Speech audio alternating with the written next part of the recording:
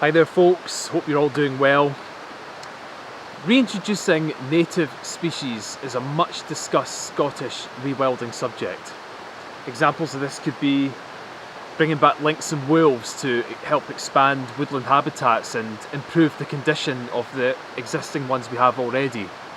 Or it could mean the return of beavers and how they engineer and alter the landscape around them, which can help create new wetland and aquatic habitats which support an abundance of biodiversity. However, I want to take a look at another potential benefit of reintroducing species, the economic benefit. Can reintroducing species benefit the economy?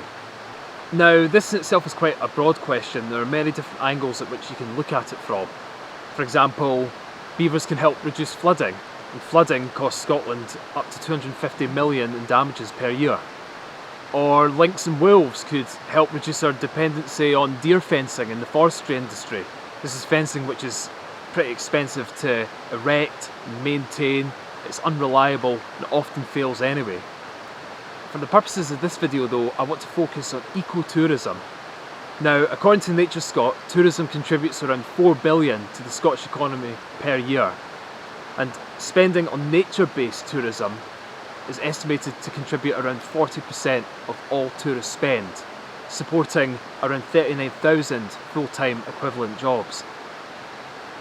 Our landscapes and wildlife are a big attraction, an asset which is able to support viable ecotourism businesses up and down the country. And there is one species in particular which has had a significant economic impact since it was reintroduced to Scotland.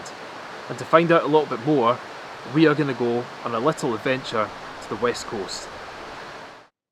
So with my things packed, I headed over to the seaside town of Oban in order to catch a ferry to the Isle of Mull. And I'm going to Mull because it's home to the white-tailed eagle, a conservation success story. White-tailed eagles were once a common sight across the UK.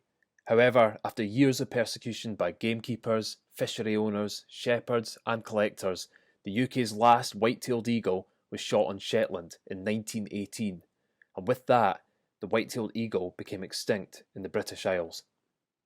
50 years later, a reintroduction programme was initiated by the government to reintroduce eagles to the UK. Eagle chicks were brought over from Scandinavia and released in Scotland. Finally, in 1985, a white-tailed eagle fledged the first chick in over 70 years, right here on Mull. This marked the beginning of the species re-establishment in Scotland, where today there are around 150 breeding pairs. Mull's a hotspot for these birds. It's currently home to around 22 pairs, making the island one of, if not the best place to go in the country to see these magnificent raptors in the wild. And as a result of this, the eagles have had quite an incredible impact on Mull's local economy. People are drawn from all over the UK and abroad to Mull to see the white-tailed eagles, and a 2019 study by the RSPB, which I've linked in the video description below, found that the eagles per year generate between 4.8 to 8 million pounds of tourist spend on Mull, support between 98 and 160 jobs, and support a minimum of 2.1 million pounds of local income. That's a decent amount of money for the Isle of Mull. And the tourists who have been brought here, they're paying for their ferry to get over here, they're paying to stay in B&Bs and hotels, buying food in cafes and restaurants, and buying gifts in the shops, or they might end up doing other things such as going on boat tours and guided tours. So I guess I'm another one of those tourists, because if it were not for Mull's eagles then I probably wouldn't have come out here in the first place to make this video. So today I've got an exciting trip planned. I'm going to be going out on the Mull Charters Eagle boat trip, and hopefully, fingers crossed, we'll get some really good views of white-tailed eagles. Now, to be honest, I was a little bit nervous about this trip because the last time I did a similar kind of eagle trip, we never got the views of the eagles that I hoped for. However, on this occasion, I need to bother crossing my fingers because we were richly rewarded with amazing views of these incredible animals. Whilst watching these majestic birds, I thought to myself, imagine we didn't have them. Imagine that they had never been reintroduced and we wouldn't be able to watch these birds in the first place. What a sorry thought that is. it would be tragic. But this is how I feel about lynx and wolves. How tragic is it that we don't have these animals roaming our countryside, made extinct due to the selfishness of humans unwilling to share a space with these animals?